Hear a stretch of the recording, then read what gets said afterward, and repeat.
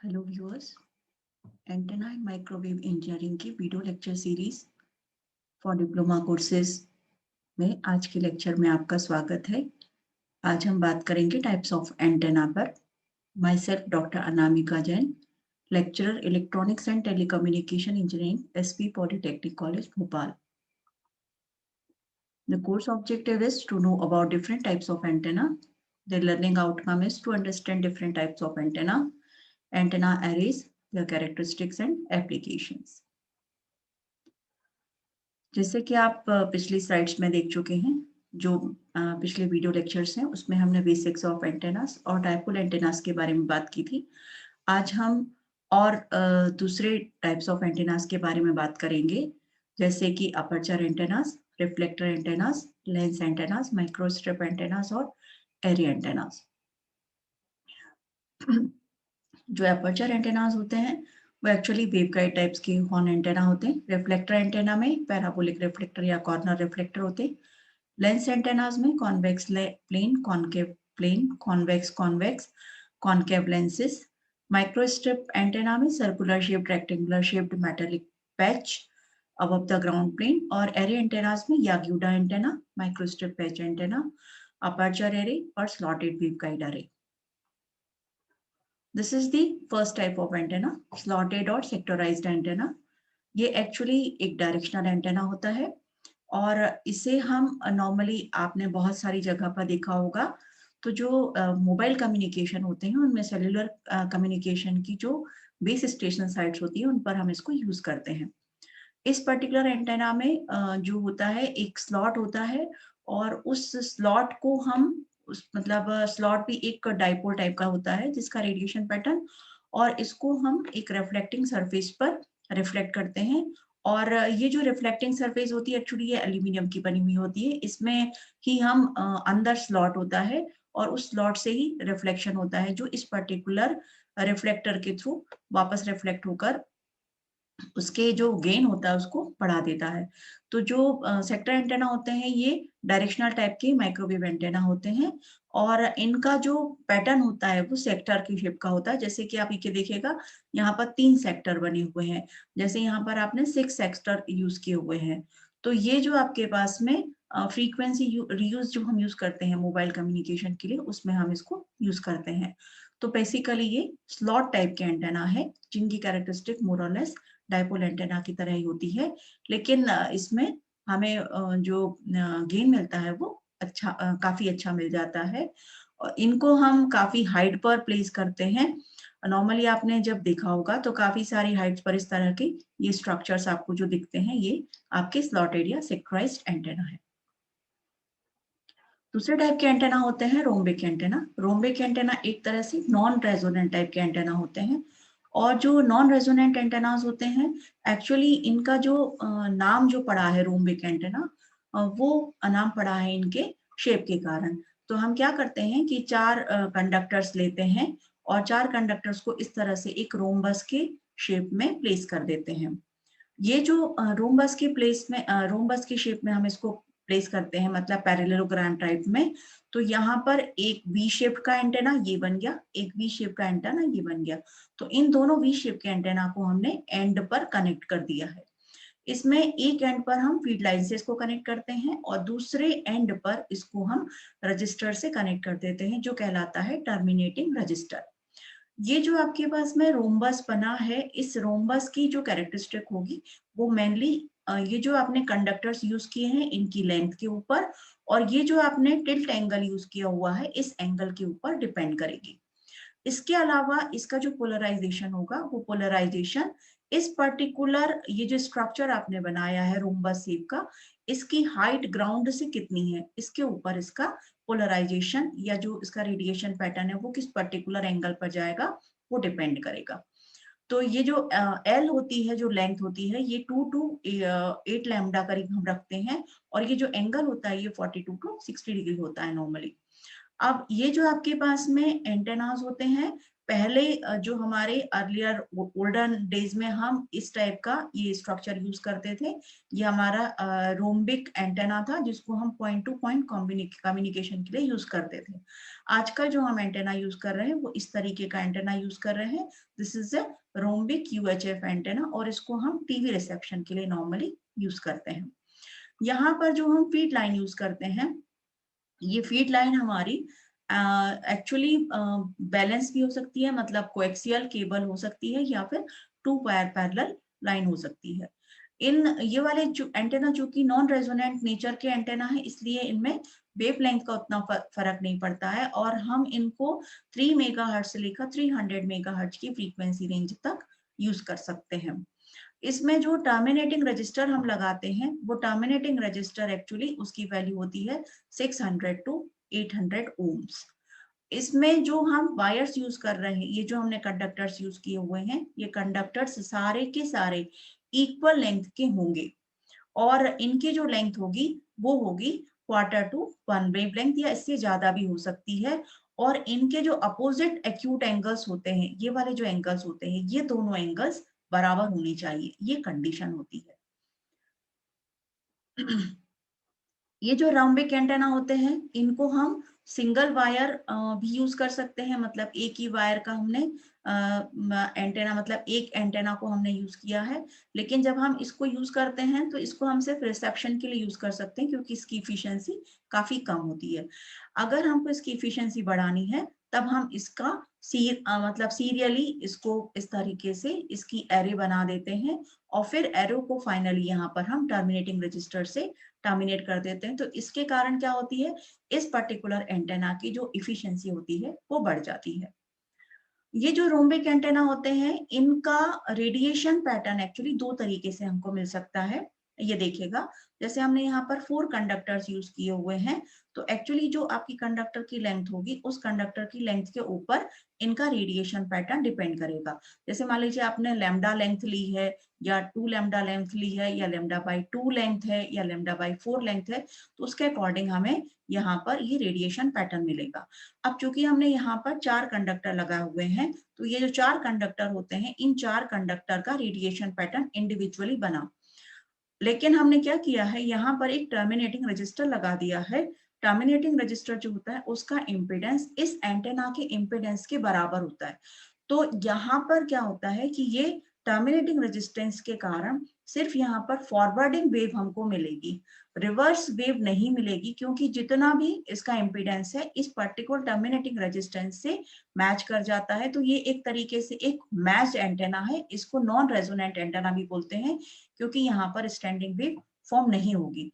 इस जो forwarding wave अकेली यहाँ पर फ्लो हो रही है, इसके कारण इसका जो पैटर्न हमको मिलता है ये हाईली यूनिडायरेक्शनल होता है। मतलब इसमें जो हमें पैटर्न मिलेगा वो इसका अपोजिट डायरेक्शन में नहीं मिलेगा, क्योंकि अपोजिट डायरेक्शन में जो हमको पैटर्न मिलता है वो रिफ्लेक्टेड वेव के कारण मिल रहा है और यहाँ पर रिफ्लेक्टेड वेव नहीं है। इसलिए इसमें नॉर्मली हम क्या करते हैं, जब भी हमें पॉइंट टू पॉइंट कम्युनिकेशन चाहिए है एचएफ फ्रीक्वेंसी रेंज पर, तब हम इस पर्टिकुलर पैटर्न को यूज करके मतलब ये रोम्बिक एंटेना यूज करके यूनिडायरेक्शनल पैटर्न को ले सकते हैं। अब दिक्कत क्या होती है कि ये जो आपके पास में टर्मिनेटिंग रजिस्टर है, जब हम इस टर्मिनेटिंग रजिस्टर को यूज करते हैं तो जैसे आपने पढ़ा है कि जब भी हम किसी लोड इम्पीडेंस को किसी पर्टिकुलर सर्किट से कनेक्ट कर देते हैं तो मैक्सिमम पावर ट्रांसफर होता है। लेकिन मैक्सिमम पावर ट्रांसफर होगा तो जो आपका पावर होता है वो मैक्सिमम पावर यहाँ पर इस टर्मिनेटिंग रजिस्टर में भी डिसिपेट होगी। मतलब जो पावर होगी आपकी वो रेडिएट तो होगी, साथ में यहाँ पर डिसिपेट होगी। तो ये जो आपका रेजिस्टेंस है ये डिसिपेशन का भी काम करेगा, तो इसके कारण क्या होती है, इसकी इफिशियंसी कम हो जाती है। अब यदि हमको यहाँ टर्मिनेटिंग रजिस्टर की जरूरत नहीं है, मान लीजिए अगर हम चाहते हैं कि इफिशियंसी ज्यादा हो, तो हम क्या करते हैं, इस टर्मिनेटिंग रजिस्टर को हटा देंगे, जिसके कारण ये जो आपका एंटेना है ये सामान्य जो आपके एंटेनाज है उनकी तरह वर्क करने लगेगा और यहाँ पर हमको बाई डायरेक्शनल पैटर्न मिलेगा। मतलब ये जो आपको यूनिडायरेक्शनल पैटर्न दिख रहा है, इसकी जगह पर आप बाई डायरेक्शनल पैटर्न भी इससे ले सकते हैं। इसमें जो रोम्बिक एंटेना होता है इसका जो गेन होता है ये होता है अलोंग इट्स मेन एक्सिस, मतलब ये जो इसकी मेन एक्सिस होगी इसके अलोंग ही हमको गेन मिलेगा। और ये जो आपके पास में हॉरिजॉन्टल अगर आपने इसको प्लेस किया है तो इससे जो पोलराइजेशन मिलेगा वो हमको हॉरिजॉन्टल पोलराइजेशन मिलेगा। नॉर्मली आप इसको क्या करेंगे, हॉरिजॉन्टली प्लेस कर देंगे इस स्ट्रक्चर को, तो जो हमको पोलराइजेशन मिलेगा वो हमारा हॉरिजॉन्टल पोलराइजेशन मिलेगा। लेकिन यदि मान लीजिए आपने इसको, इस स्ट्रक्चर को थोड़ा सा ऊपर कर दिया, मतलब अर्थ के ऊपर, तो आपने ग्राउंड से अगर अपना ऊपर कर दिया, तो जितना आप ऊपर करेंगे उसके अकॉर्डिंग इसका ये जो मतलब ये जो लोब है, मेन लोब है, ये उतना ही एलिवेटेड हो जाएगा। मतलब जितना आपने, मान लीजिए आपने ग्राउंड के इसको ग्राउंड से आपने इतना ऊपर रखा, तो इसका जो मेन लोब होगा वो भी इस तरीके से टिल्ट होकर हमको मिलेगा। ये कुछ एडवांटेजेस है रोम्बिक एंटेना के। ये जो ये इस तरीके से आप देखिएगा, इसको फिजिकल इस तरह से हम इंस्टॉल करते हैं। ये जो स्ट्रक्चर आपको दिख रहा है ये बहुत सिंपल है और कॉस्ट अफोर्डेबल भी है, क्योंकि आपको सिंपली ये जो 4 वायर इनको रोम्बस के फॉर्म में इंस्टॉल करना है। यहाँ पर क्या होता है, डायरेक्टिविटी हमको हाई मिलेगी, क्योंकि इसकी जो पावर है वो एक्चुअली मेन एक्सिस के अलोंग ही ट्रेवल करेंगी। इसमें क्या होता है, लॉन्ग डिस्टेंस रेडियो कम्युनिकेशन के लिए हम इसको यूज कर सकते हैं। और इसको यदि आपने लार्ज स्पेस में यूज किया है, तब यहाँ से जो लॉन्ग डिस्टेंस कम्युनिकेशन होगा वो इफिशिएंट होगा। इन जो इम्पीडेंस होता है, इन ये जो एंटेना है इसका इनपुट इम्पीडेंस काफी ज्यादा होता है, और चूंकि ये नॉन रेजोनेंट एंटेना है इसलिए आप एक फ्रीक्वेंसी से दूसरी फ्रीक्वेंसी पर मतलब बहुत फास्ट स्विचिंग कर सकते हैं। आपको स्विचिंग के लिए कुछ और अरेंजमेंट करने की जरूरत नहीं पड़ेगी, सिंपली आप इसमें वर्किंग फ्रीक्वेंसीज की चेंज कर सकते हैं। इसको नॉर्मली जो एफ लेयर प्रोपोगेशन होता है, जब हम स्काई वेव प्रोपोगेशन यूज करते हैं, तो एफ लेयर प्रोपोगेशन के लिए हम रोम्बिक एंटेना को यूज करते हैं। और यदि हमें ज्यादा इफिशिएंसी, मतलब इफिशिएंसी ज्यादा चाहिए है, तो हम मल्टीपल रोम्बिक एंटेना को यूज करके जो इफिशिएंसी है या ट्रांसमिशन है उसको इफेक्टिव बना सकते हैं। डिसएडवांटेज क्या होते हैं, एक्चुअली इसमें हम क्या कर रहे हैं, टर्मिनेटिंग रजिस्टर लगा रहे हैं। तो टर्मिनेटिंग रजिस्टर में क्या होता है, एक्चुअली पावर वेस्ट होती है। जितना ज्यादा आप उसका एक्चुअली मैचिंग तो होगी जिसके कारण हमें स्टैंडिंग वेव नहीं मिलेगी, लेकिन वहां पर पावर वेस्ट होती है। दूसरा क्या होता है कि आपको इसको हॉरिजॉन्टली माउंट करना है, तो यहाँ पर जितना इसका एरिया होगा उसके अकॉर्डिंग हमें स्पेस चाहिए पड़ेगी। इसमें चूंकि क्या होगा, जो पावर है वो डिसिपेट हो रही है टर्मिनेटिंग रजिस्टर में, तो इसके कारण इसकी जो ट्रांसमिशन इफिशिएंसी है वो कम हो जाएगी। इस इतने डिसएडवांटेज के बाद भी जो आपका रोम्बिक एंटेना है उसको नॉर्मली हम एचएफ कम्युनिकेशन के लिए यूज करते हैं, पॉइंट टू पॉइंट कम्युनिकेशन के लिए करेंगे, या long distance sky wave propagation में इसको हम यूज करते हैं।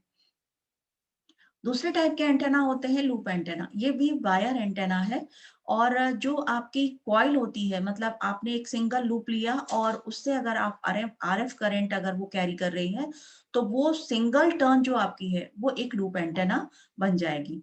अब इस लूप एंटेना की जो साइज होती है, नॉर्मली डायमेंशन हम इस तरीके से रखते हैं, काफी स्मॉल साइज का ये एंटेना होता है, लूप होता है। तो इसमें क्या होता है, जितनी भी करंट होगी यहाँ से लेकर यहाँ तक पूरे लूप में करंट एक ही फेज में रहती है।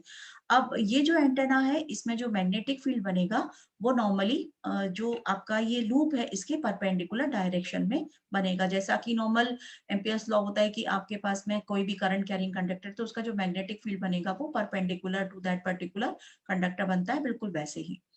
अब यहाँ पर ये जो लूप होते हैं, चूंकि ये लूप में हम क्या कर रहे हैं, कॉइल यूज कर रहे हैं और वो आरएफ फ्रीक्वेंसी पर करंट को कैरी कर रही है। ये जो लूप होते हैं आपकी, ये किसी भी शेप के हो सकते हैं। यहाँ जैसे हमने सर्कुलर शेप बनाए, सर्कुलर शेप के हो सकते हैं, रेक्टेंगुलर शेप के हो सकते हैं, ट्रायंगुलर शेप के होते हैं, स्क्वायर शेप के, हेक्सागोनल, जैसा भी आपको चाहिए, डिजाइनर जैसा भी करना चाहे वैसा वो लूप का जो शेप है वो डिसाइड कर सकता है। इसमें जो मेन पैरामीटर होता है वो होता है इसका पेरीमीटर। पेरीमीटर एक्चुअली वेवलेंथ के मतलब इक्वल होना चाहिए, कंपैरेबल टू वेवलेंथ होना चाहिए।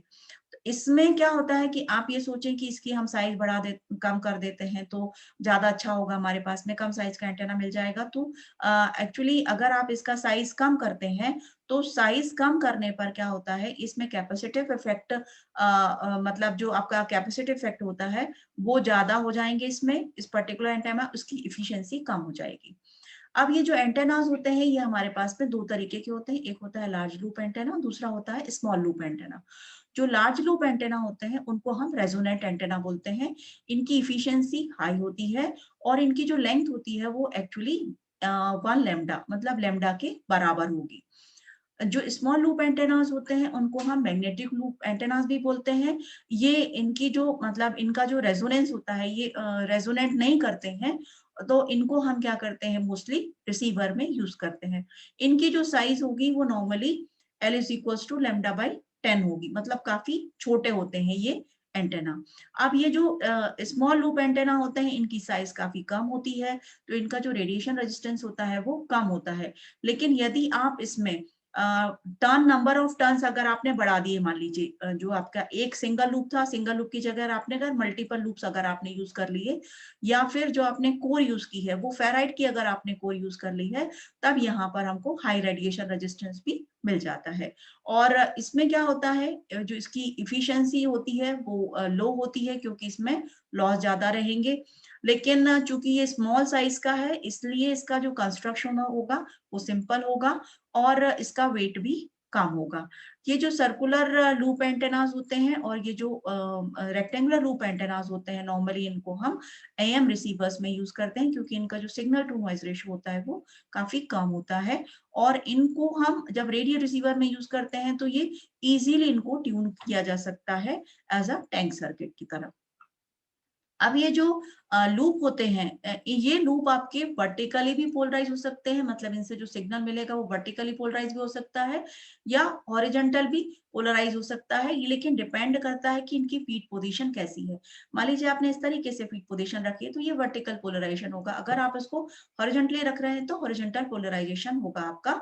अब ये जो आपके पास में स्मॉल लूप एंटेनास होते हैं ये नॉर्मली लीनियरली पोलराइज्ड होते हैं और इनमें जो टेंजेंट लाइन होगी 0 डिग्री पर वो कहलाएगी वर्टिकल पोलराइजेशन, और यदि उनको हमने आपने 90 डिग्री पर कर दिया तो वहां पर हमको हॉरिजॉन्टल पोलराइजेशन मिलेगा। ये इसका और डिटेल डायग्राम है जो आपका लूप एंटेना होता है, सर्कुलर लूप एंटेना। यहाँ हमने स्क्रीनें लगाई हुई है, ये आपका कंडक्टर है, यहाँ पर हमने नंबर ऑफ टर्न्स बढ़ा दिए हैं, तो आपकी जितने भी नंबर ऑफ टर्न्स होंगे उसके अकॉर्डिंग उसका गेन बढ़ जाएगा। ये आपके कुछ लूप एंटेनास हैं, फिजिकली आपको इस तरीके से दिखेंगे, सर्कुलर लूप एंटेना और हॉरिजॉन्टल रेक्टेंगुलर लूप एंटेना।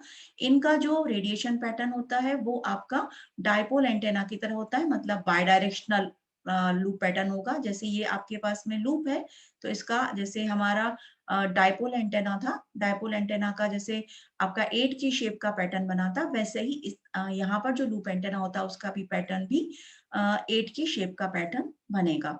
इसकी जो फ्रीक्वेंसी रेंज होगी वो 300 मेगाहर्ट्ज टू 3 गीगाहर्ट्ज होगी। नॉर्मली यूएचएफ फ्रीक्वेंसी रेंज में हम इसको यूज करेंगे। ये जो एंटेनास होते हैं ये कॉम्पैक्ट होते हैं साइज में, इनकी डायरेक्टिविटी हाई होती है, लेकिन इनमें क्या होता है कि जो रेजोनेंस मतलब क्वालिटी फैक्टर इनका हाई रेजोनेंस क्वालिटी फैक्टर मिलेगा। और इनकी जो इम्पीडेंस मैचिंग होती है, क्योंकि ये जो एंटेना है एक्चुअली ये सिंगल टर्न आप यूज कर रहे हो या मल्टीपल टर्न यूज कर रहे हो, तो इसमें जितना इसका साइज है उसके अकॉर्डिंग इसका इम्पीडेंस हमें मिलेगा। तो इसमें इम्पीडेंस मैचिंग हमेशा हमें अच्छी ही मिले ये जरूरी नहीं है। इन एंटेनास को हम डायरेक्शन फाइंडिंग के लिए यूज करते हैं मेनली। तो जो आपके पास में RFID डिवाइसेस हैं इनमें हम लूप एंटेनास को यूज करते हैं। MFHF या शॉर्ट वेव रिसीवर्स में हम इनको यूज कर लेते हैं। एयरक्राफ्ट रिसीवर्स पे डायरेक्शन फाइंडिंग के लिए हम इनको यूज करते हैं, या UHF ट्रांसमीटर में हम इनको यूज करेंगे लूप एंटेनास को। अब आते हैं हमारे पास में हेलिकल एंटेना। तो जो हेलिकल एंटेना होते हैं ये भी एक वायर टाइप के एंटेना है। और जो एंटेना होते हैं वायर एंटेना, अगर उनको हम हेलिक्स के शेप में बनाते हैं, मतलब अगर आपने वायर को हेलिक्स का शेप दे दिया तो ये पर्टिकुलर जो हेलिक्स का जो शेप है इसके कारण ये जो एंटेना है ये हेलिकल एंटेना बन जाएगा हमारा। हेलिकल एंटेना या आप इसको हेलिक्स एंटेना भी बोल सकते हो। इस एंटेना की खास बात क्या होती है कि इससे जो हमें वेव मिलेगी वो सर्कुलरली पोलराइज्ड वेव्स मिलेगी। इसकी जो फ्रीक्वेंसी रेंज होगी वो 30 गीगाहर्ट्ज से 3 गीगाहर्ट्ज तक की मिलेगी, मतलब ब्रॉडबैंड फ्रीक्वेंसी रेंज पर ऑपरेट करेगा ये, मतलब VHF और UHF रेंज पर आप इस एंटेना को यूज कर सकते हैं।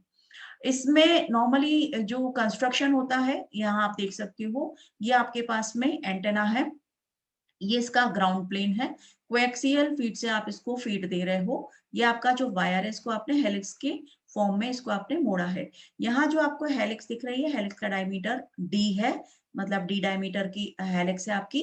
और ये जो आपके पास में टर्न है, एक टर्न से लेकर दूसरे टर्न के बीच की जो स्पेसिंग है वो एस है। यहाँ पर जो लेंथ है एंटेना की, ये ई लेंथ का एंटेना है। अब यहाँ पर ये जो एंटेना है, इस पर्टिकुलर एंटेना में पिच एंगल बहुत इंपॉर्टेंट होता है। तो पिच एंगल अल्फा जो होता है, ये अल्फा कहलाता है pitch angle. This angle is equals to, ये जो एंगल होता है ये आपका जो एल लेंथ है और ये जो एस है इसके बीच में बनता है। मतलब अगर आपने एक लाइन बनाई है between a line tangent to the helix wire और जो plane normal to the helix axis, इन दोनों के बीच का जो एंगल होगा उसको हम पिच एंगल बोलते हैं। तो जो एंटेना होता है एक्चुअली, इस एंटेना का जो रेडिएशन होगा, मतलब आप किस डायरेक्शन में रेडिएशन चाह रहे हैं, इस डायरेक्शन में रेडिएशन चाह रहे हैं या इस डायरेक्शन में रेडिएशन चाह रहे हैं, ये डिपेंड करेगा इस हेलिक्स के डायमीटर के ऊपर, टर्न स्पेसिंग के ऊपर और पिच एंगल के ऊपर। तो ये जो आपके पास में एंटेना है, यहाँ पर हमने ये ग्राउंड प्लेन कनेक्ट किया हुआ है, दिस इज ग्राउंड प्लेन। और ये जो आपके पास में है, ये रिफ्लेक्टर का एक्चुअली डायमीटर होता है। ये आपकी यहाँ से, जैसे हमने यहाँ पर डायमीटर दिखाया इसका, अगर आप 3 डायमेंशनल व्यू देखेंगे उसका, 3D व्यू, तो यहाँ पर आपको दिखेगा ये इसकी रेडियस है। और मैक्सिमम रेडिएशन जो हमको मिलता है वो एक्सिस, ये जो हेलिक्स है, हेलिक्स की एक्सिस के अलोंग हमको मैक्सिमम रेडिएशन मिलेगा। सो this is the direction of maximum radiation. और जितनी भी आपकी ये जो लेंथ है, ये मतलब आपने जहाँ फीड पॉइंट कनेक्ट किया हुआ है, फीड पॉइंट से लेकर जो आपका एंड है हेलिक्स का, वो पूरी कंप्लीट लेंथ होती है। और ये जो आपके पास में एक टर्न और दूसरे टर्न के बीच की है, this is known as longitudinal spacing. अब हमारे पास में ये जो हेलिकल एंटेना होते हैं, ये दो मोड में काम करते हैं। पहला होता है हमारा नॉर्मल मोड और दूसरा होता है एक्सियल मोड। जो नॉर्मल मोड होता है वो परपेंडिकुलर मोड भी कहलाता है। और इसमें जो रेडिएशन होगा, रेडिएशन फील्ड जो होगा वो होगा normal to the helix axis. तो ये हमारी हेलिक्स की एक्सिस है, this is the helix axis. अब इसके परपेंडिकुलर मतलब इस डायरेक्शन में, यहाँ पर आप देख सकते हो, ये जो आपके पास में हेलिक्स है, ये हेलिक्स की एक्सिस है। इस एक्सिस के परपेंडिकुलर डायरेक्शन मतलब इस पर्टिकुलर प्लेन, जैसे आपका जो एंटेना फीड है, इस पर्टिकुलर प्लेन में जो आपको रेडिएशन मिल रहा है, वो पर्टिकुलर रेडिएशन में जो वो कहलाएगा आपका नॉर्मल या परपेंडिकुलर मोड ऑफ रेडिएशन। इस रेडिएशन में जो आपकी रेडिएशन वेव जो होगी मिलेगी आपको, वो सर्कुलरली पोलराइज्ड होगी। और अगर आपकी जो डायमेंशन है हेलिक्स की, ये स्मॉल है, मतलब एक वेवलेंथ से कम है इनकी डायमेंशन, तब हमको ये वाला मोड मिलता है, नॉर्मल मोड मिलेगा। इसमें जो रेडिएशन पैटर्न हमको मिलता है, वो रेडिएशन पैटर्न एक्चुअली कॉम्बिनेशन होता है शॉर्ट डायपोल और लूप एंटेना का कॉम्बिनेशन। तो शॉर्ट डायपोल और लूप एंटेना का कॉम्बिनेशन आप देखेंगे तो आपको जो मतलब जो पैटर्न मिलेगा वो 8 का पैटर्न मिलेगा, लेकिन थोड़ा ब्रॉड मिलेगा। तो ये आपका नॉर्मल मोड में रेडिएशन पैटर्न है। चूंकि इसमें जो हमारी रेडिएशन एफिशिएंसी होती है वो कम होती है और बैंडविड्थ भी हमको कम मिलती है, इसलिए हम इसको कम यूज करते हैं। दूसरा जो हमारा मोड होता है हेलिकल एंटेना में, वो होता है एक्सियल मोड। ये कहलाता है एंड फायर और बीम मोड।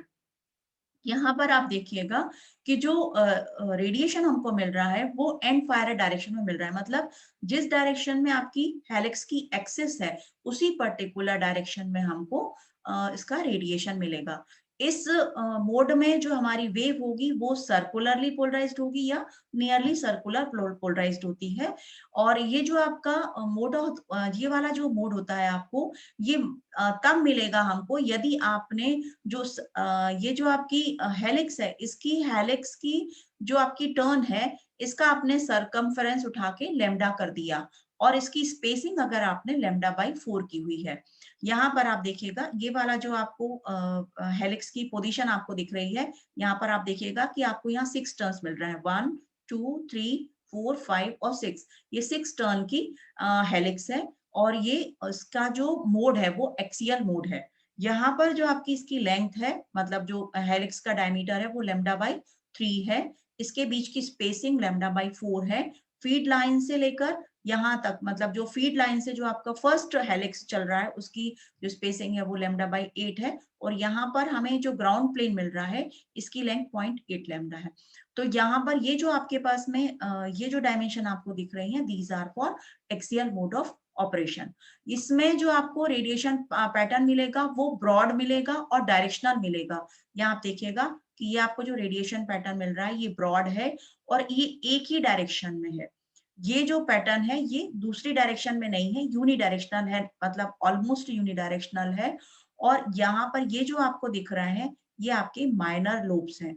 और माइनर लोब्स क्यों मिल रहा है हमको? क्योंकि जो बीम है एक्चुअली जब हेलिक्स में ऐसे करंट फ्लो होती है तो इसमें क्या होती है, जो बीम बनती है वो इन जो टर्न्स के बीच में जो बीम बन रही है उसके कारण क्या हो रहा, ये जो बीम होगी वो बीम के कारण यहाँ पर ऑब्लिक एंगल्स, मतलब जो आपका नॉर्मल एंगल्स है उससे थोड़ा सा ऊपर उठ के हमको रेडिएशन पैटर्न मिलेगा।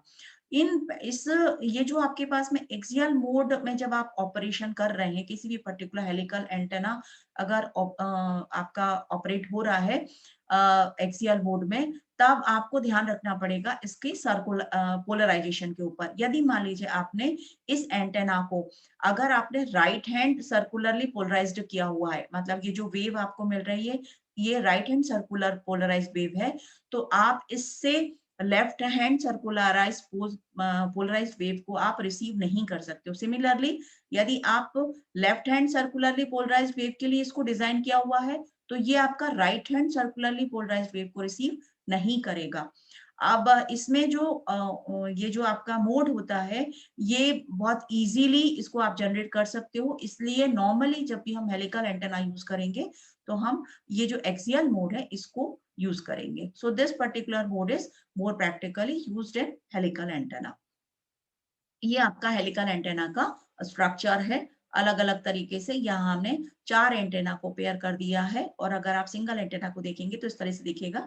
ये इसकी यहाँ फीडर लाइन है, ये आपकी ग्राउंड प्लेन प्लेट है, ये आपकी हेलिक्स है। ये जो इसके एडवांटेजेस हैं कि ये सिंपल होता है डिजाइन इसका, इसकी डायरेक्टिविटी बहुत ज्यादा होती है, मतलब हाईएस्ट डायरेक्टिविटी एंटेना है इसकी, बैंड विड्थ काफी ज्यादा मिलेगी हमको। इसमें हमें सर्कुलर पोलराइजेशन मिलता है, मतलब हमारा सिग्नल हॉरिजॉन्टली पोलराइज्ड एंटेना से आ रहा है या जो आपके वर्टिकल पोलराइज्ड एंटेना से आ रहा है उससे हमें कोई फर्क नहीं पड़ेगा। हमारा जो एंटेना होगा वो दोनों टाइप के पोलराइजेशन की सिग्नल को रिसीव कर लेगा। और इसमें HF और VHF बैंड पर भी आप ये सर्कुलर पोलराइजेशन यूज कर सकते हो। डिसएडवांटेज क्या होगा कि जैसे आप देख रहे हो कि एंटेना का साइज ज्यादा है तो इसके लिए हमको ज्यादा स्पेस की जरूरत पड़ेगी। और यदि आप क्या करते हो, नंबर ऑफ टर्न्स, मान लीजिए आप चाहते हैं कि आपका एंटेना छोटा हो जाए ताकि हमको कम स्पेस लगे, तो आप इसकी अगर नंबर ऑफ टर्न्स अगर कम कर देते हो तो इसकी जो इफिशियंसी होगी वो कम हो जाएगी। अब आते हैं हम हॉर्न एंटेना पे। अभी तक हमने वायर एंटेना की बात की, अब हम हॉर्न एंटेना की बात करते हैं। ये जो हॉर्न एंटेना होता है, जैसे हमने λ/4 लेंथ की ट्रांसमिशन लाइन से डायपोल एंटेना बनाया था, वैसे ही यदि हम किसी वेव गाइड को, यदि उसके जो आउटर जो उसका माउथ है उसको यदि आप फ्लेयर कर देते हो, फ्लेयर्ड आउट कर देते हो, तो हमको क्या मिलेगा, एक हॉर्न एंटेना मिल जाएगा। और ये जो हॉर्न एंटेना होता है इसकी जो डायरेक्टिविटी होती है वो ज्यादा हो जाती है। अगर आप यहाँ पर ये फ्लेयरिंग कर रहे हो तो इसकी डायरेक्टिविटी ज्यादा हो जाएगी। और जो डिफ्रेक्शन होता है एजेस पर, मतलब जैसे आपके पास में ये अगर कोई आपकी वेव गाइड है तो इसकी एजेस पर अगर नॉर्मली ये ओपन एंडेड है, तब इसमें क्या होगा कि डायरेक्टिविटी कम होगी, इससे रेडिएशन तो होगा लेकिन इसकी डायरेक्टिविटी भी कम होगी और डिफ्रेक्शन भी ज्यादा होगा। लेकिन यदि आप उसको फ्लेयर फॉर्म में ले आते हो, फ्लेयर्ड आउट कर देते हो उसको, तो ये आपके पास में एक हॉर्न एंटेना बन जाएगा और इसकी डायरेक्टिविटी भी अच्छी हो जाएगी और डिफ्रेक्शन कम हो जाएगा। इनको जो नॉर्मली हॉर्न एंटेना जो होते हैं इनको हम 300 मेगाहर्ट्ज से 30 गीगाहर्ट्ज नॉर्मली जो UHF और SHF की जो फ्रीक्वेंसी रेंजेस है उसके लिए हम यूज करते हैं। इसमें जो बीम होती है, जैसे आप यहाँ देख रहे हो कि ये जो इनपुट में बीम आ रही है, ये बीम आपकी स्लोली स्लोली ट्रांसफॉर्म होती है रेडिएशन के फॉर्म में। तो जो लॉसेस होते हैं वो कम होते हैं और जो बीम होती है वो ज्यादा फोकस्ड होती है। इसमें हमको अलग अलग टाइप के हॉर्न एंटेनास आपको मिलेंगे अकॉर्डिंग टू दी कंस्ट्रक्शन। जैसे आपने यहाँ पर लिया है, ये आपका एच प्लेन, अगर आपने वेव गाइड ली थी इस एच प्लेन के अगर आपने इस साइड को ये जो आपकी हॉरिजॉन्टल साइड थी, अगर आपने इसको फ्लेयर आउट किया है तो आपको एच प्लेन सेक्टरल हॉर्न मिलेगा। यदि आपने इसी पर्टिकुलर एंटेना की ये जो वर्टिकल वाली साइड है इसको अगर आपने फ्लेयर आउट कर दिया है तो हमको ई प्लेन सेक्टरल हॉर्न मिलेगा। यदि हम क्या करते हैं, दोनों साइड को, मतलब ये हॉरिजॉन्टल साइड, वर्टिकल साइड और ये हॉरिजॉन्टल साइड दोनों को फ्लेयर आउट करते हैं तब हमको पिरामिडल हॉर्न मिलेगा। तो एक्चुअली हमारी वेव गाइड ये है और हमने क्या किया है, इसकी जो साइड्स हैं उनको अलग अलग तरीके से फ्लेयर आउट करके अलग अलग टाइप के हॉर्न एंटेना बनाए हैं। सिमिलरली यदि हमने सिलेंड्रिकल वेव गाइड यूज की हुई, सिलेंड्रिकल वेव गाइड को यदि आप उसको फ्लेयर आउट कर रहे हो तब आपको यहाँ पर कॉनिकल हॉर्न एंटेना मिलेगा।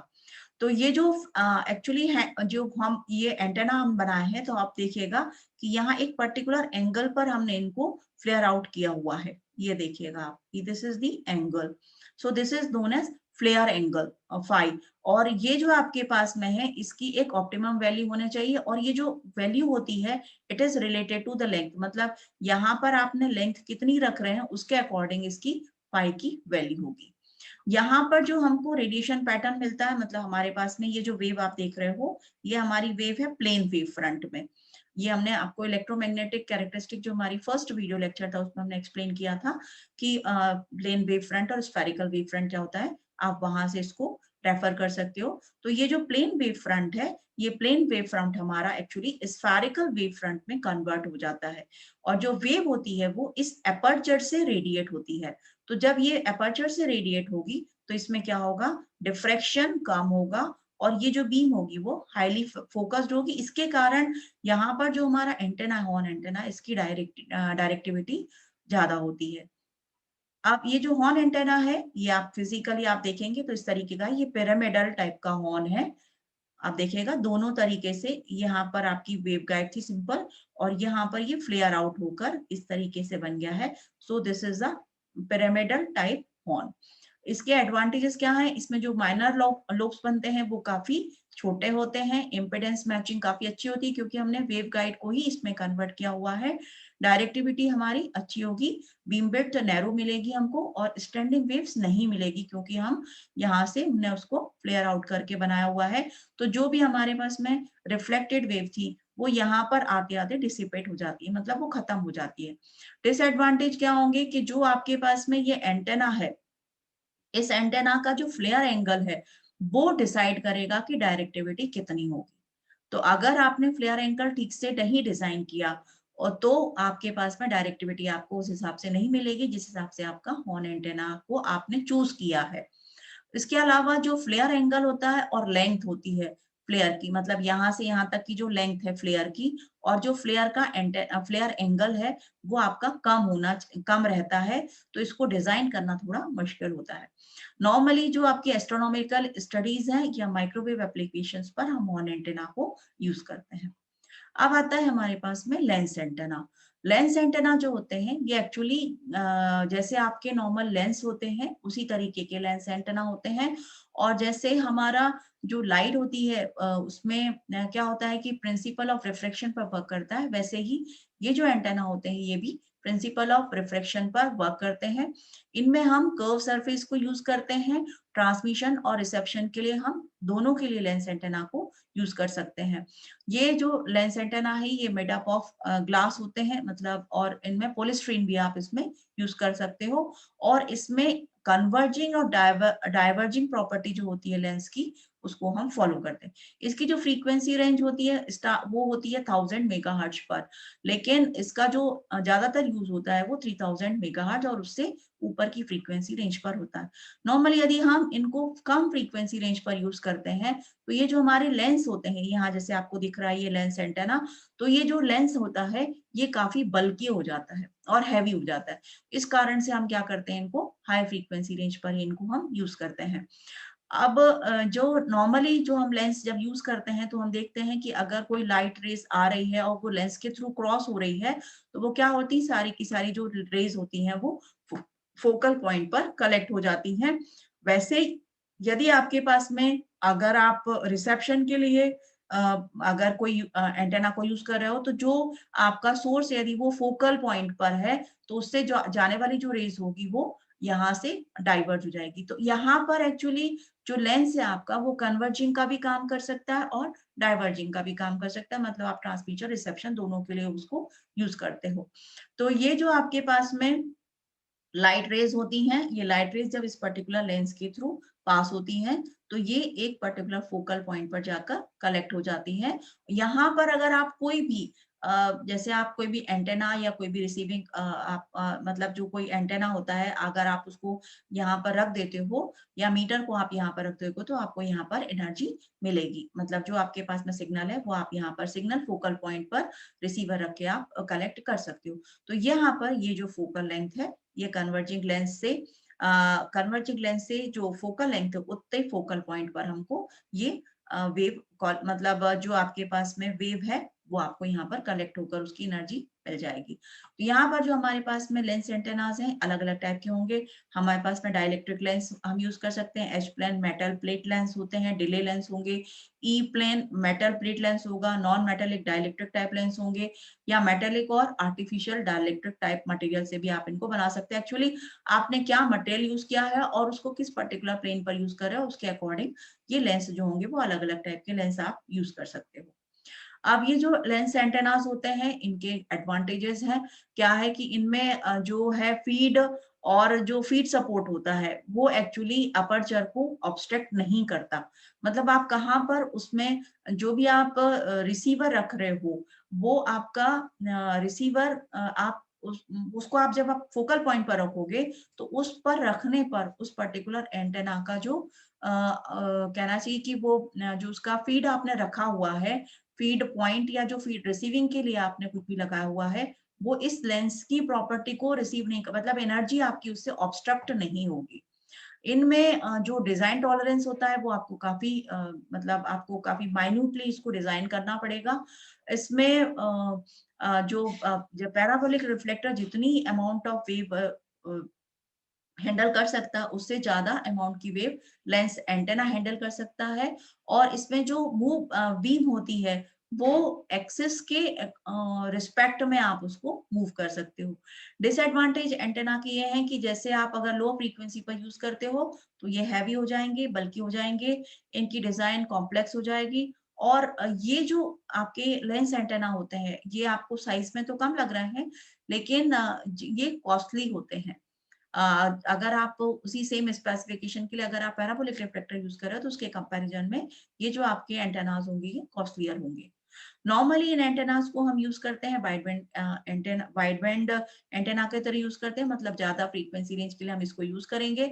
तो माइक्रोवेव फ्रीक्वेंसी एप्लीकेशन पर आप लेंस एंटेना को यूज कर सकते हैं। अब इनकी जो एक्चुअली कन्वर्जिंग प्रॉपर्टी है इसी को देखकर हमने पैराबोलिक रिफ्लेक्टर को हमने मतलब डेवलप किया है। तो जिनको हम सैटेलाइट कम्युनिकेशन में यूज करते हैं। अब आता है एंटेना एरीज। एक्चुअली क्या होता है, कई बार क्या होता है कि जैसे एंटेना होता है, सिंगल एंटेना अगर आप यूज कर रहे हैं तो आपका जो एंटेना है उसका जो गेन है या जो डायरेक्शनल पैटर्न है वो उतना सफिशिएंट नहीं होता है कि वो हमारा पर्पस, मतलब हमारे पर्पस के हिसाब से वो नहीं होता है। तो हम क्या करते हैं फिर हाई गेन लेने के लिए कुछ जो रेडिएटर्स होते हैं या कुछ डाइपोल एलिमेंट्स होते हैं उनको हम कंबाइन कर देते हैं। तो जो जब हम इन एलिमेंट्स को कंबाइन करते हैं तो ये जो एलिमेंट्स होते हैं इनके कारण जो हमें रेडिएशन पैटर्न मिल रहा है वो रेडिएशन पैटर्न जितने एलिमेंट्स हमने यूज किए हैं उनका सम होकर मिलेगा। मतलब जो गेन होगा वो हाई हो जाएगा, डायरेक्टिविटी ज्यादा हो जाएगी, मतलब सम होकर मिल रही है तो डायरेक्टिविटी नेचुरली ज्यादा होगी, हमको हमें परफॉर्मेंस अच्छी मिलेगी और हम मिनिमम लॉस के साथ इनको यूज कर सकते हैं। तो जो टाइप्स ऑफ एरेज हैं वो है हमारे collinear array, broadside array, end fire, parasitic array, Yagi Uda, log periodic, turnstile, super turnstile. इनके एडवांटेजेस क्या है कि जो सिग्नल स्ट्रेंथ होती है वो बढ़ जाती है, हाई डायरेक्टिविटी हमको मिलेगी, जो माइनर लोब्स होते हैं वो कम हो जाएंगे।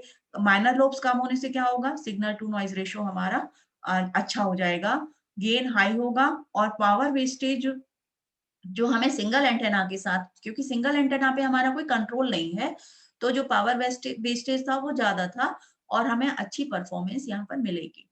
डिसएडवांटेज क्या होगा कि चूंकि आपने ज्यादा एलिमेंट यूज कर रहे हो तो उसमें रेजिस्टिव लॉसेज जो होंगे वो बढ़ जाएंगे। दूसरा जो आप अगर माउंट आप उसको यूज कर रहे हो, मतलब एरे आप यूज करते हैं, तो उसका जो माउंटिंग होती है, जो मेंटेनेंस होता है, वो डिफिकल्ट हो जाएगा। और इसमें जो हमें स्पेस लग रही है, तो इनको आप नॉर्मली अगर आप सोचते हैं कि आप कम स्पेस में इनको यूज करेंगे, तो आप ऐसा नहीं कर सकते हैं। आपको आपको ज्यादा यूज एक्सटर्नल स्पेस आपको लगेगी। इन एंटेनास को नॉर्मली हम सैटेलाइट कम्युनिकेशन के लिए, वायर कम्युनिकेशन, वायरलेस कम्युनिकेशन के लिए, मिलिट्री रडार कम्युनिकेशन के लिए या एस्ट्रोनॉमिकल स्टडीज में नॉर्मली हम एंटेना एरेज को यूज करते हैं। सबसे पहले आता है हमारा पैराबोलिक रिफ्लेक्टर। पैराबोलिक रिफ्लेक्टर जो होता है, पैराबोलिक रिफ्लेक्टर में जो एक्चुअली ये एक टाइप के माइक्रोवेव एंटेना है, जिनको हम रेडियो और वायरलेस कम्युनिकेशन के लिए यूज करते हैं। अब इनकी जो फ्रीक्वेंसी रेंज होती है नॉर्मली 1 मेगाहर्ट्ज से, जितनी भी फ्रीक्वेंसी 1 मेगाहर्ट्ज से ज्यादा जो भी फ्रीक्वेंसी रेंज है, उसके लिए हम इसको यूज करेंगे। इसमें जो प्रिंसिपल होता है, प्रिंसिपल ऑपरेशन होता है, वो एक्चुअली जैसे पैराबोला में जो कैरेक्टरिस्टिक होती है, एक्चुअली उन्हीं को यूज करके इस पैराबोलिक रिफ्लेक्टर को हमने बनाया है। तो जैसे पैराबोला में होता है कि locus of a point moves in such a way that it's distance from the fix point plus it's distance from straight line is constant. तो यहाँ आप देखिएगा, ये आपके पास में ये पैराबोला है। पैराबोला है, ये इसका वर्टेक्स है, वी वर्टेक्स है, एफ इसका फोकल पॉइंट है, एल जो है ये इसका डायरेक्ट्रिक्स है। डायरेक्ट्रिक्स मतलब माउथ टू माउथ जो आपका डायमीटर है वो है। यहाँ पर ये P1 Q1 PT Q2 P3 Q3 ये आपकी रेज हैं अलग अलग। अब पैराबोला की प्रॉपर्टी क्या होती है?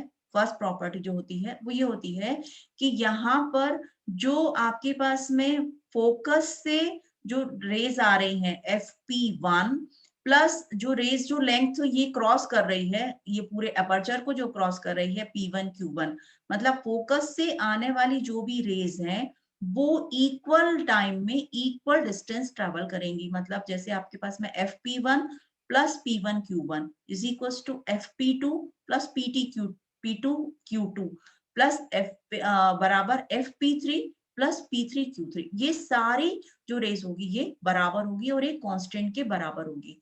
यहाँ पर जो आपके पास में VF दिख रहा है आपको, ये VF कहलाती है इसकी फोकल लेंथ पैराबोला की। और ये जो VF है, मतलब ये जो फोकल लेंथ है और ये जो माउथ डायमीटर है, इन दोनों का जो रेशियो होता है उसको बोलते हैं हम एपर्चर। तो पैराबोला का एपर्चर जो होता है वो VF अपॉन जो आपका माउथ डायमीटर है वो है माउथ डायमीटर।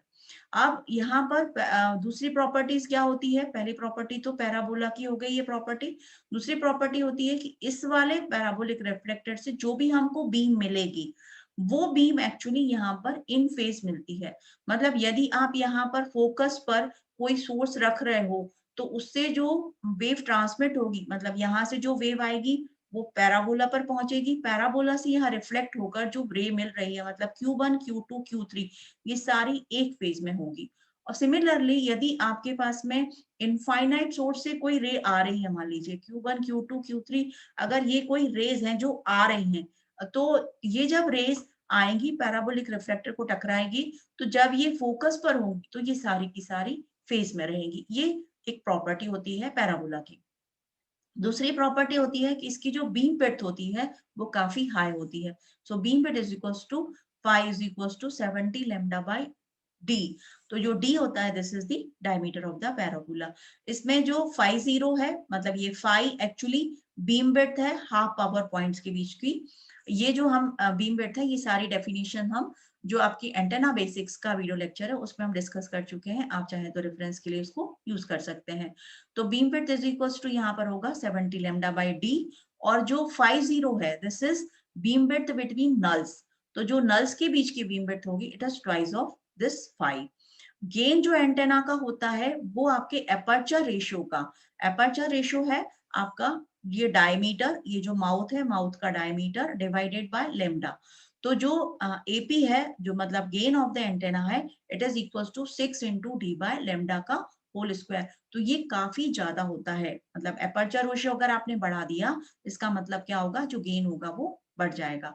इसमें जो इफेक्टिव रेडिएटेड पावर हमको मिल रही है इस पैराबोलिक रिफ्लेक्टर से, it is the multiplication of the input power, और इसका जो पावर गेन है, मतलब ये जो पावर गेन है इसका मल्टीप्लीकेशन, और जो इनपुट पावर हम दे रहे हैं उसका मल्टीप्लीकेशन होगा। तो इफेक्टिव रेडिएटेड पावर इससे हमें काफी ज्यादा मिलती है। इसमें जो रिफ्लेक्टेड वेव फॉर्म्स होते हैं वो कॉलिमेटेड वेव फ्रंट होंगे, और मतलब पैराबोलिक शेप के कारण उसमें जो रेशियो होता है focal length to aperture size, ये f/d, इसको बोलते हैं हम f/d रेशियो, और ये हमारा नॉर्मली वेरी करता है 0.25 से 0.5 के बीच में। ये एक डिजाइन पैरामीटर है जिसको हमें देखना पड़ता है। अब ये जो आपके पास में पैराबोलिक रिफ्लेक्टर है, इसके आप अगर डिजाइन कंसिडरेशन देखें तो नॉर्मली क्या होता है, जो पैराबोला है उसके फेस पर हमने मतलब फोकस है, फोकस पर हम ये फीड पॉइंट रखते हैं। ये हमने फीड पॉइंट रखा है।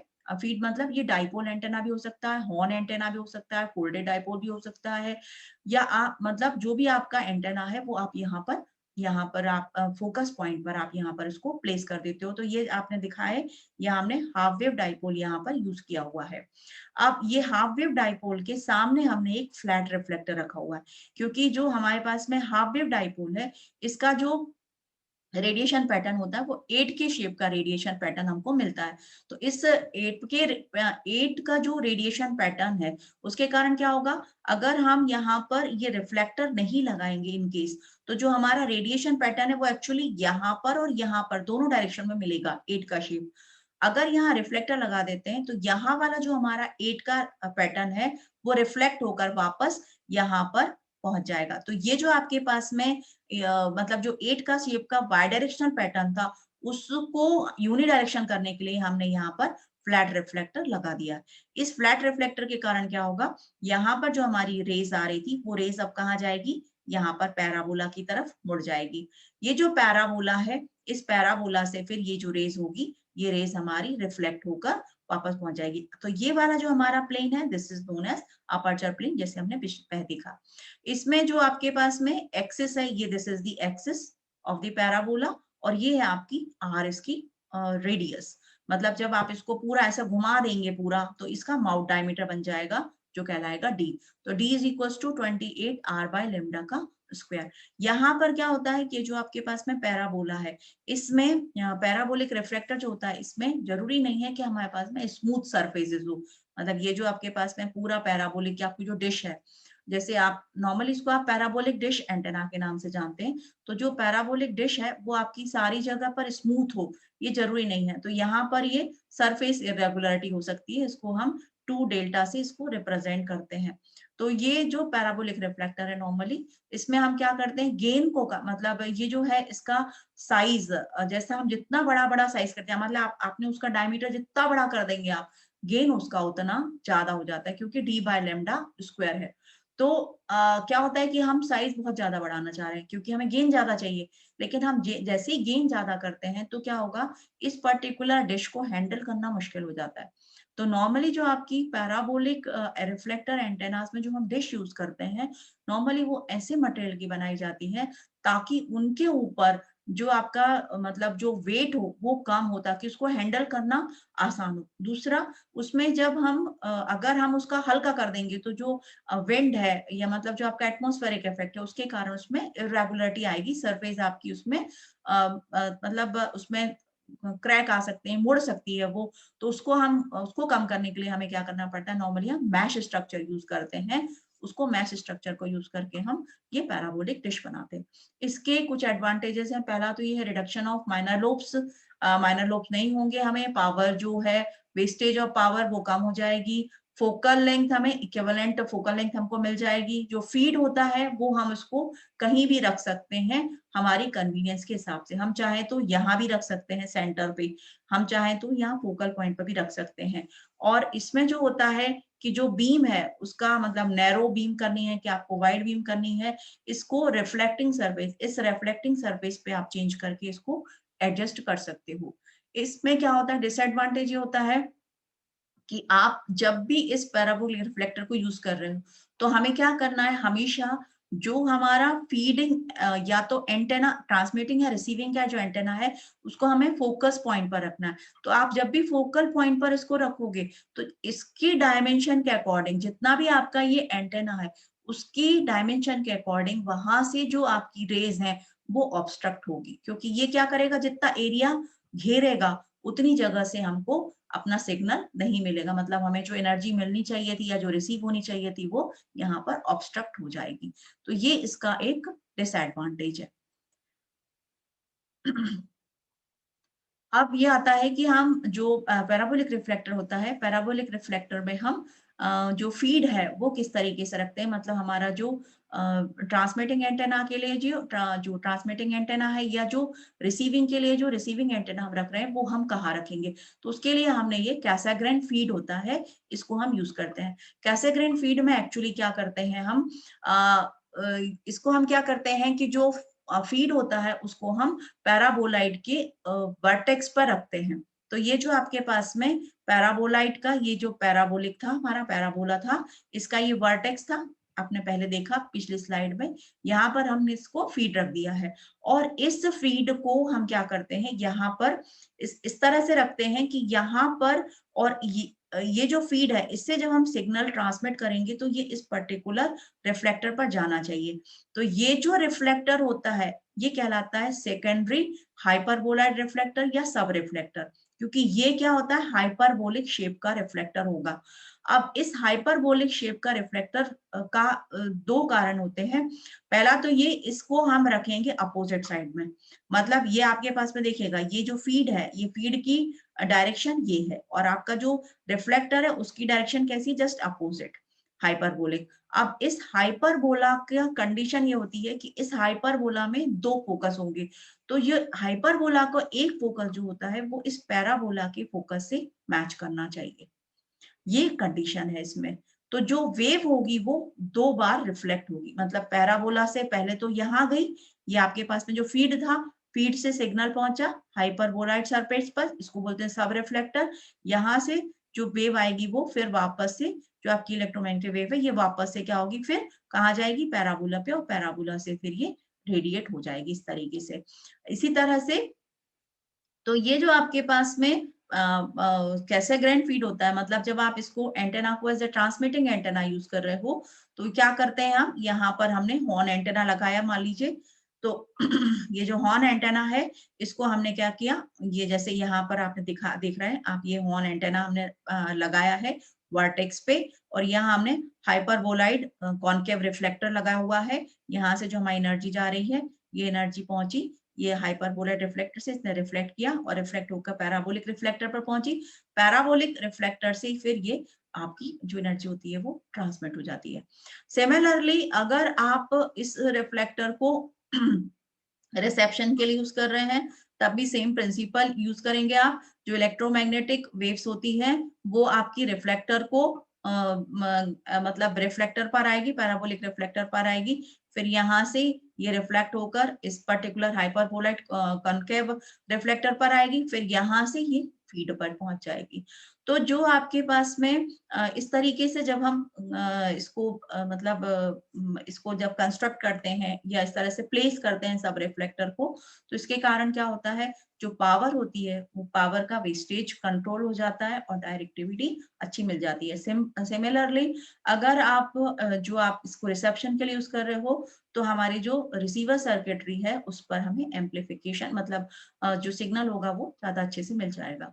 इस कैसेग्रीन फीड को नॉर्मली हम सैटेलाइट कम्युनिकेशन में या फिर वायरलेस का टेलीकम्युनिकेशन सिस्टम में यूज करते हैं। यहाँ पर आपको दिख रहा है ये कैसेग्रीन फीड टाइप का ये हॉर्न एंटेना है।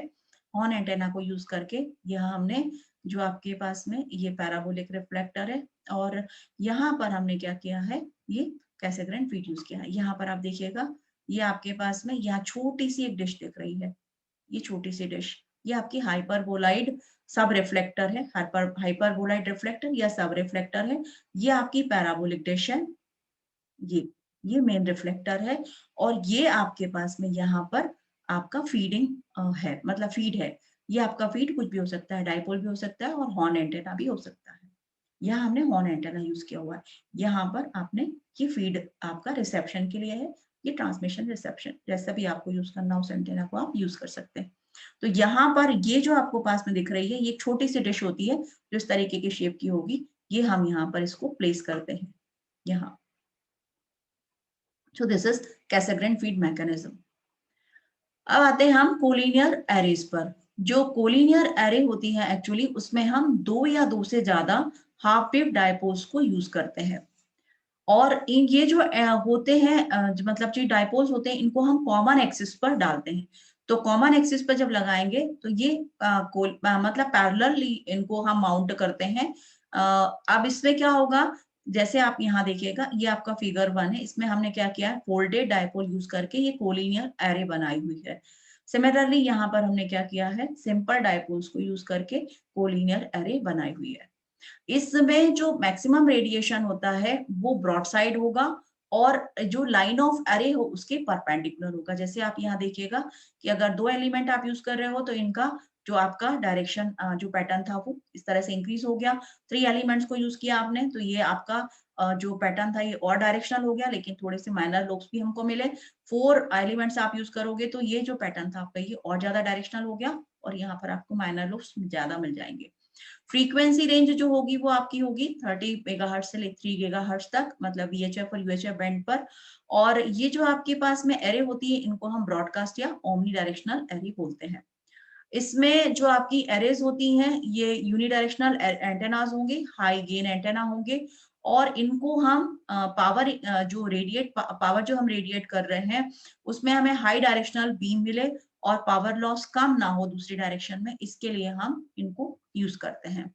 जो रेडिएशन पैटर्न होता है वो सिंगल डायपोल के बराबर ही होता है, लेकिन हम नंबर ऑफ अगर डायपोल्स यूज कर देंगे, नंबर ऑफ डायपोल्स अगर हम बढ़ाते जाएंगे तो ये हमारा जो रेडिएशन पैटर्न वो इस तरीके से चेंज होता जाएगा।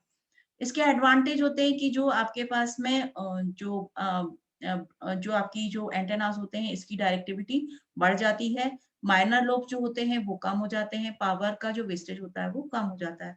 इसमें डिसएडवांटेज होंगे कि आपका जो एंटेनास को जब आप प्लेस कर रहे हो तो इनके बीच में आपको कितनी डिस्टेंस रखनी है ये आपको मैनेज करना पड़ता है।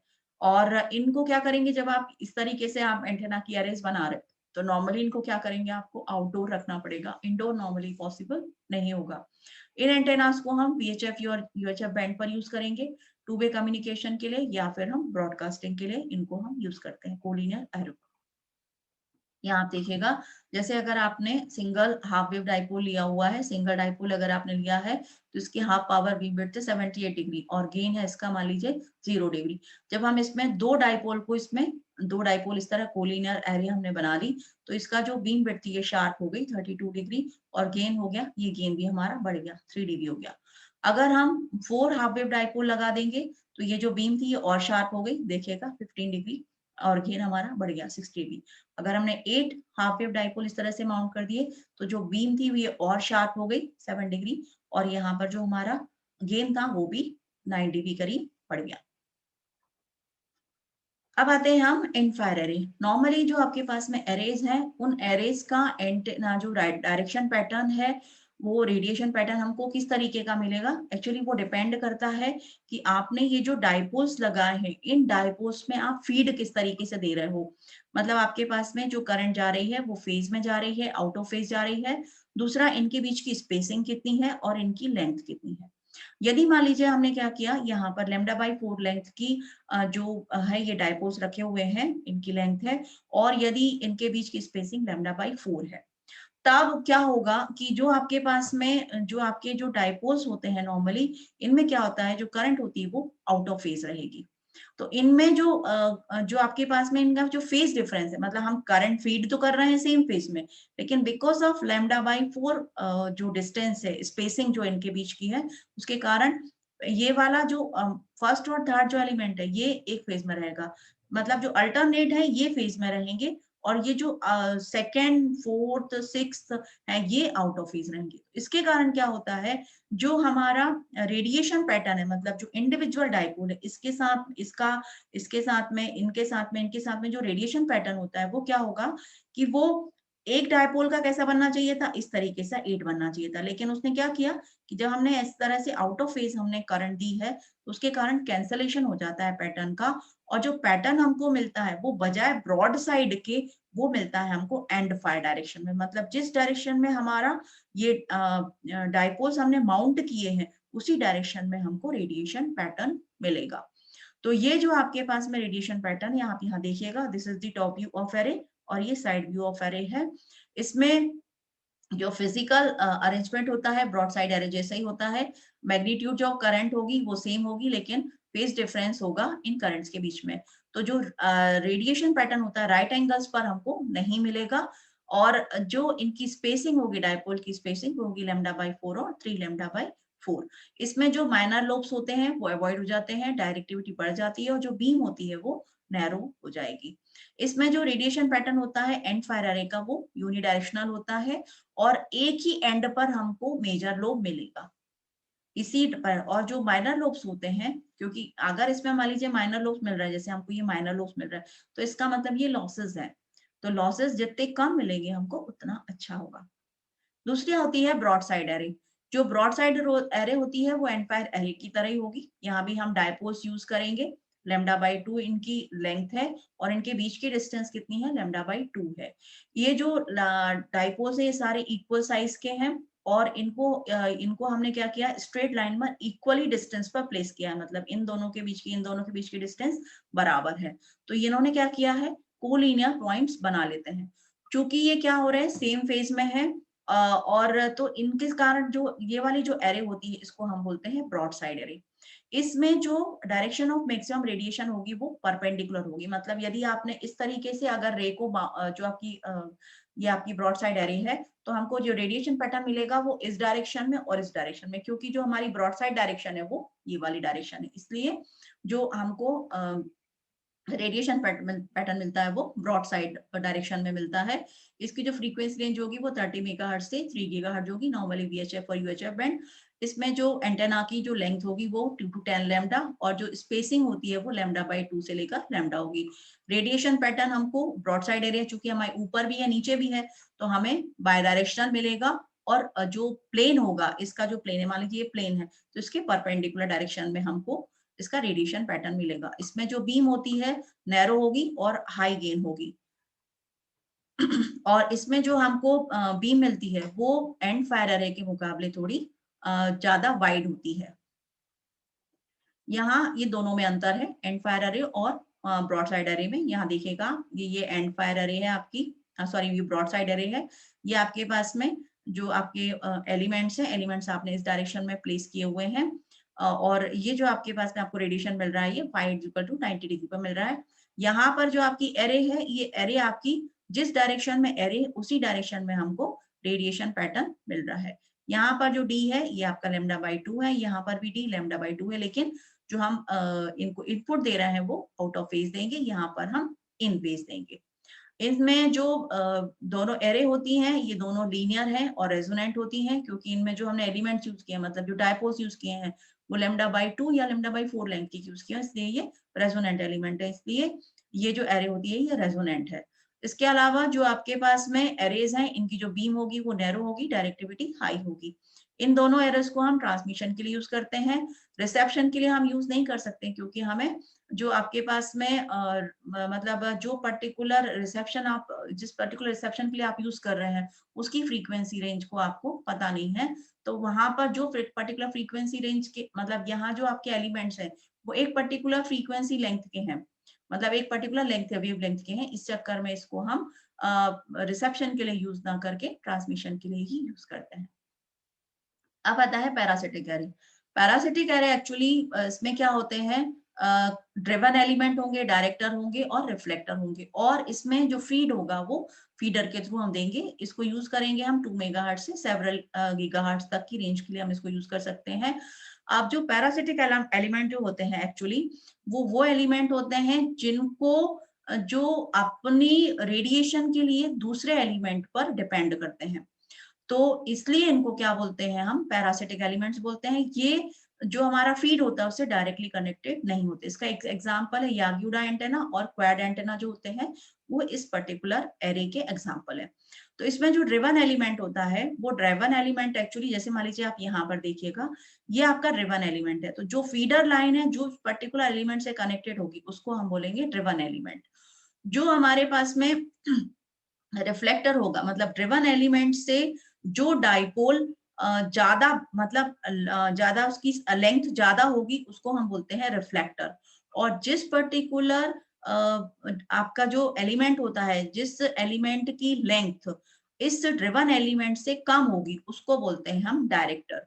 और जिस पर्टिकुलर मतलब जिस एलिमेंट पर इन सारे एलिमेंट को हम माउंट करते हैं, मतलब पैरासिटिक एलिमेंट्स को माउंट करते हैं, उसको बोलते हैं हम बूम।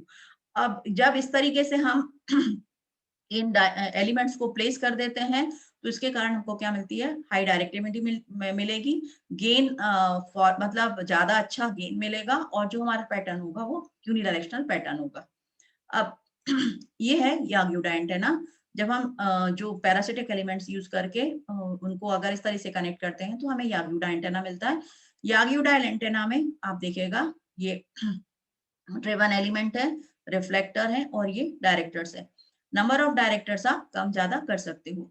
तो जैसे मान लीजिए ये आपके पास में ड्रिवन एलिमेंट है, ये हमने हाफ वेव लेंथ का रखा हुआ है, λ/2 इसकी लेंथ है। इस पर्टिकुलर लेंथ से जो ये 0.5 लैम्डा का है, तो ये वाला जो रिफ्लेक्टर होगा ये इससे बड़ा होगा, बड़ा होगा मतलब ये इसकी लेंथ ज्यादा होगी, मतलब 0.55 लैम्डा होगी। इसको हम बोलेंगे रिफ्लेक्टर। जो हमारा डायरेक्टर होता है वो ड्रिवन एलिमेंट से उसकी लेंथ कम होगी, मतलब यहाँ इसकी लेंथ 0.5 लैम्डा है तो इसकी लेंथ होगी 0.45 लैम्डा, इसको हम बोलेंगे डायरेक्टर। तो जो रिफ्लेक्टर होता है क्या करता है, जैसे मान लीजिए आपके पास में हाफ वेव डाइपोल है, हाफ वेव डाइपोल क्या करता है, हमारा जैसे रेडिएशन पैटर्न था इसका 8K शेप का रेडिएशन पैटर्न है, तो रिफ्लेक्टर क्या करेगा, इस डायरेक्शन में जो भी रेडिएशन होता है उसको वापस रिफ्लेक्ट कर देगा, रिफ्लेक्ट करके इस पर्टिकुलर डायरेक्शन में ले आएगा, दूसरी डायरेक्शन में, जस्ट अपोजिट डायरेक्शन में। तो यहाँ जो भी रेडिएशन, जो भी आपका रेडिएशन होगा वो रेडिएशन यहाँ जाके वापस रिफ्लेक्ट हो जाएगा।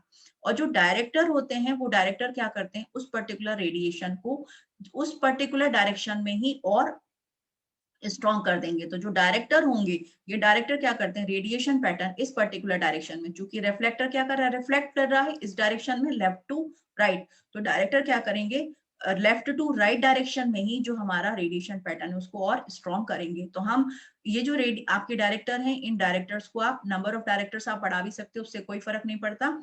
लेकिन यहाँ पर जो आपका याग्युडा होगा इसमें हमारा एक ड्रिवन एलिमेंट होगा, एक रिफ्लेक्टर होगा और एक डायरेक्टर होगा। अब इन पर जब असर पड़ता है, मतलब ये जो पैरासिटिक एलिमेंट है, इन पैरासिटिक एलिमेंट के बीच की जो डिस्टेंस होती है ड्रिवन एलिमेंट से, वो होती है 0.1 लैम्डा से 0.15 लैम्डा के बीच की होनी चाहिए। अगर इससे ज्यादा होती है तो इनका असर इस पर्टिकुलर रेडिएशन पैटर्न पर नहीं पड़ेगा। इसलिए यहाँ पर हमने जो इसकी जो डिस्टेंस रखी, स्पेसिंग रखी है रिफ्लेक्टर और ड्रिवन एलिमेंट के बीच में, वो रखी है हमने λ/10 या 0.1 लैम्डा।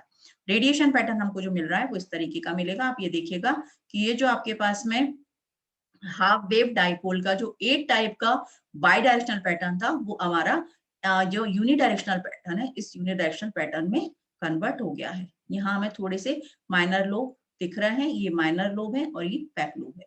यहाँ पर आप यहाँ पर और अच्छे से देख सकते हो उसको, 3 डायमेंशनल व्यू है।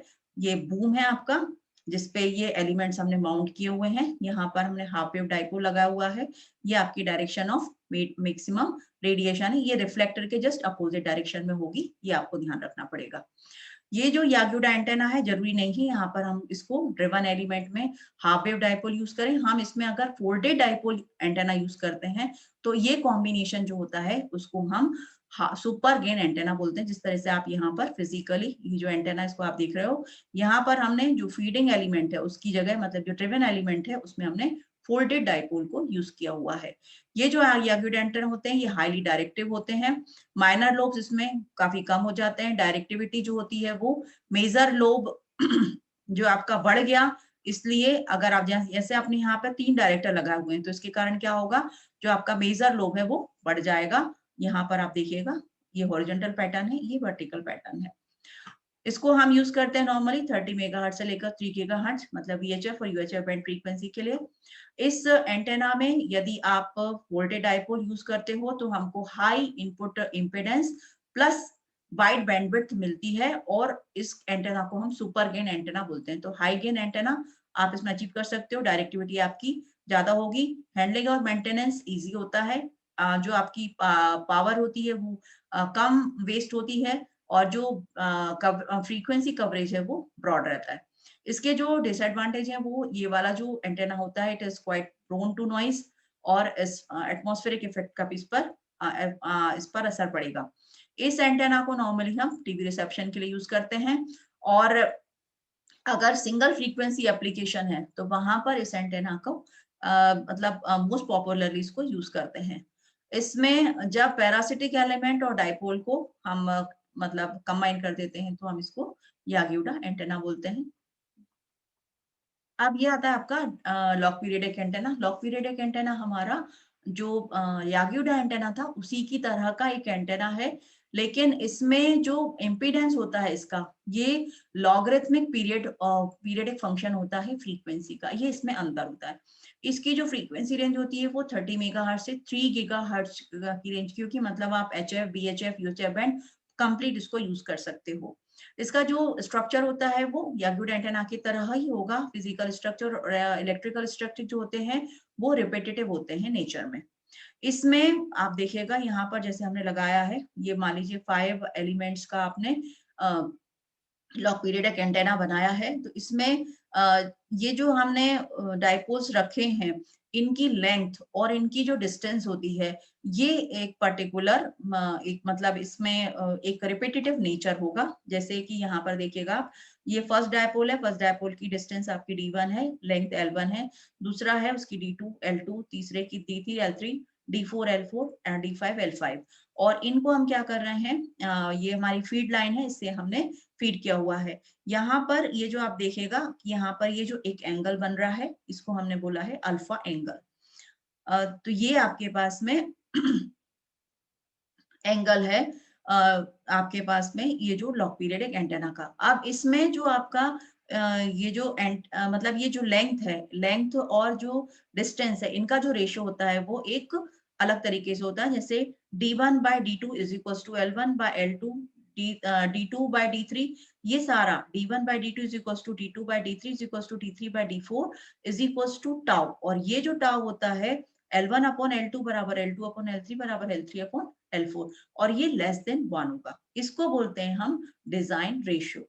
अब ये जो डिस्टेंस होती है ये आपकी फीड और डाइपोल के बीच की डिस्टेंस है, और जो L है ये लेंथ डाइपोल की है। इसमें जो गेन होता है वो अप्रोक्सीमेटली 8 dB या इससे ज्यादा भी गेन हम इसमें निकाल सकते हैं। मतलब जो डायरेक्टिव गेन्स होता है वो लो टू मॉडरेट वैल्यू का हमें डायरेक्टिव गेन इसमें मिलेगा। यहाँ पर आप देखिएगा, ये आपके पास में इसका रेडिएशन पैटर्न है, ये आपके पास, और इसका जो रेंज है फ्रीक्वेंसी की वो काफी ज्यादा है। इसमें ये जो आपके पास में शुरू के जो एलिमेंट आपको दिख रहे हैं, जिन एलिमेंट्स की लेंथ λ/2 से ज्यादा होगी उनको हम बोलते हैं मतलब वो जो आपके पास में उनका जो रीजन होगा वो होगा आपका इनएक्टिव या स्टॉप रीजन। दूसरे जो आपके रेडिएटिंग रीजन है, मतलब जहां पर आपके जो डाइपोल्स हैं जिनकी लेंथ अप्रोक्सीमेटली इक्वल टू λ/2 होगी, उनको हम बोलेंगे एक्टिव रेडिएटिंग रीजन। और जो आपके पास में λ/2 से कम लेंथ के जो आपके डाइपोल्स हैं वो जिस रेंज में होंगे उसको हम बोलते हैं इनएक्टिव ट्रांसमिशन लाइन रीजन। तो हमारे पास में एक्चुअली जो रेडिएशन हो रहा है वो एक्चुअली इन इस पर्टिकुलर ये जो हमारे पास में L अप्रोक्सीमेटली इक्वल्स टू λ/2 इन डाइपोल एलिमेंट्स के कारण हमको रेडिएशन मिलेगा इसमें। बाकी ये जो आपके पास में दूसरे जो हैं ये आपके इनएक्टिव रीजन में वर्क करेंगे, ये आपका इनएक्टिव ट्रांसमिशन लाइन रीजन में वर्क करेंगे। इसका जो हमें फील्ड पैटर्न मिलेगा वो इस तरीके का मिलेगा। इसमें जो हमको बैंडविड्थ मिल रही है, जैसे मान लीजिए अगर आपके पास में D=5 है तो यहाँ पर हमको बैंडविड्थ मिलेगी 4:1 के रेशियो में। ये लॉग पीरियडिक एंटेना जो होते हैं इनमें आप यूनिडायरेक्शनल या बाई डायरेक्शनल दोनों तरीके का आप रेडिएशन पैटर्न ले सकते हो। इसमें इनका जो स्ट्रक्चर है वो किस तरीके का है, लॉग पीरियडिक स्ट्रक्चर, ये आप फिजिकली एंटेना आपको इस तरीके से दिखेगा। ये जो एंटेना होती है इनकी डिजाइन कॉम्पैक्ट होती है। इसमें जो गेन होता है और रेडिएशन पैटर्न होता है वो आपका मतलब वेरी कर सकता है, और उसमें मतलब अगर आप एक पर्टिकुलर फ्रीक्वेंसी रेंज पर आप वर्क कर रहे हो तो आपको कांस्टेंट कैरेक्टरिस्टिक मिलेगी। इसमें जो रेडिएशन रेजिस्टेंस होता है वो सेम होता है, इसलिए इसका जो स्टैंडिंग वेव रेशियो होगा वो भी सेम होगा। इसमें जो गेन होगा या फ्रंट टू बैक रेशियो होता है वो भी सेम रहेगा। इसमें डिसएडवांटेज क्या होगा, क्योंकि हमें स्पेस ज्यादा लगेगी तो एक्सटर्नल माउंट करना पड़ेगा आपको, और इसकी इंस्टॉलेशन जो कॉस्ट होगी वो हाई होगी।